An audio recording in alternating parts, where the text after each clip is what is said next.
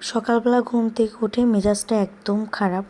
আর কী কারণে খারাপ এটাই তোমাদের সাথে আজকে এই ভিডিওতে শেয়ার করব। ফ্ল্যাশব্যাক। তো ঘুম থেকে উঠেই শুনি আজকে নাকি কারেন্ট থাকবে না। এদিকে আমার অনেকগুলো কাজ পড়ে আছে, রান্নাবান্নার কাজ থেকে শুরু করে অনেকগুলো থালা বাসন ধোয়া বাকি আছে। যাই হোক, পানি ছাড়া তো কোনো কাজই হয় না, সব কাজে কিন্তু পানি লাগে। তো এটা শুনে মেজাজটা এবং মনটা দুটোটাই খারাপ। তো যাই হোক, যেহেতু পানি নেই এবং মাইকিংও করে নিই, তারপর আর কি করার, কিছুই করার নেই। যেগুলো পানি ছাড়া কাজ ওইগুলো আমি একটু এগিয়ে নিচ্ছিলাম। এখন আমি সুন্দর করে জাস্ট বিছানাটাকে ঝেড়ে এরপরে হচ্ছে ঘর দুয়ারটাকে ঝেড়ে নেব। এবং আমাদের এখানে কিন্তু অনেক পরিমাণে ধুলো আসে। তোমরা দেখলেই বুঝতে পারবে যে আমার ঘরে প্রচুর পরিমাণে ধুলো আসে। দোতলাতে থাকে, তারপরও দেখা যায় যে প্রচুর পরিমাণে ধুলো আসে, যেটা হচ্ছে প্রতিদিনই এরকম। যত বেলায় আমি ঝাড়ু দিই তত বেলায় হচ্ছে এরকম করে এতগুলো করে ধুলা বের হয়। তো যাই হোক, এরপর আমি ঘরটাকে ঝাড়ু দিয়ে এরপরে চলে গেলাম বারান্দাতে।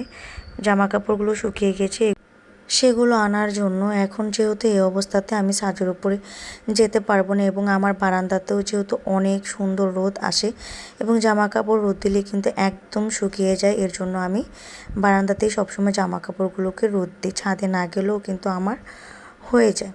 তো এই তো আমি জামা কাপড়গুলোকে খুব সুন্দর করে ভাঁজ করে নিলাম, এবং দুপুর হয়ে গিয়েছে যেহেতু, এবং পানিও যেহেতু নেই, এর জন্য ভাবলাম যে ফ্রিজে কতগুলো ভাত আছে এগুলোকে জাস্ট বাগার দিয়ে খেয়ে নিই।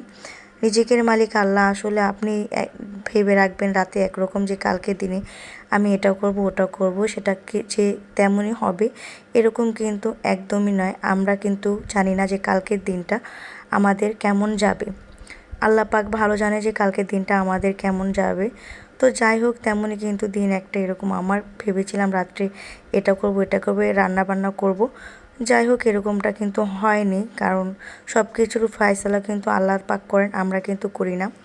তো বাগারের ভাত কিন্তু আমার খেতে অনেক ভালো লাগে, এবং কারেন্টও যেহেতু আজকে নেই, তো বাগার দিয়ে ভাত খাওয়ার সুযোগটাও পেয়ে গেলাম। এটা আর হাতছাড়া করিনি। মেয়ে যেহেতু ডিম দিয়ে খেতে পছন্দ করে না বাগারের ভাত, বাট আমার কিন্তু ডিম দিয়ে বাগার দিয়ে ভাত খেতে অনেক বেশি মজা লাগে। বাট আমার মেয়ে পছন্দ করে না একদমই ডিম দিয়ে বাগার ভাত খেতে। দ্যাটস ওয়াই হচ্ছে আমি কিন্তু ডিমটা ছাড়াই ভাতটাকে জাস্ট টমেটো, পেঁয়াজ, কাঁচামরিচ দিয়ে বাগার দিয়ে নিয়েছি। এখন আমি হচ্ছে এক টুকরো লেবু নিয়ে নিলাম, এবং এটা দিয়ে আমি সুন্দর করে খাচ্ছি। তো আজকের ভিডিওটা কিন্তু এ পর্যন্তই। সবাই ভালো থাকবে, সুস্থ থাকবে, আমার জন্য দোয়া করবে, নিজে নামাজ পড়বে এবং অন্যকে নামাজের জন্য উৎসাহিত করবে। তো সবাইকে বিদায় জানিয়ে আজকে এই পর্যন্তই। আল্লাহ হাফেজ।